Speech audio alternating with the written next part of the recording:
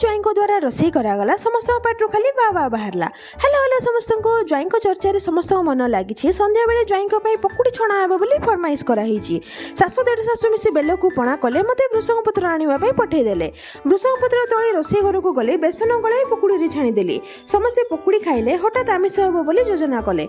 एपटे श्वशुर ज्वाई वार्तालाप चलला। सूर्य चंद्र ग्रह नक्षत्र दिग परिवर्तन है बोली श्वशुर ज्वाई को जणाइले। आग कालर कथा कही कही सब कथा आग को बढ़ाइले। सेतिकी भितर मो स्वामी आमिष आनीदेले। ज्वाई रोसई करिवे बोली चुली पाखरे जे आग बसीगले।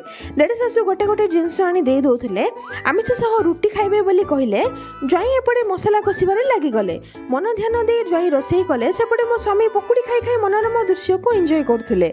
फाइनली रोसई सरिला। आमिष सिझिला ना नाही बोली आग टेस्ट करागला। आमिष हिची बोली समस्त मन भारी खुशी थिला।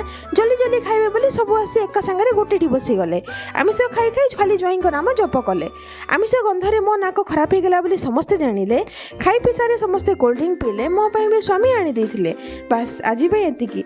वीडियो भल लागला कि नहीं लाइक कमेंट सब्सक्राइब करिवे। आपण माने भी थरकरे केते किलो आइंस खाउचंदी कमेंट रे निश्चय जणेबे। रहिली हरि ओम।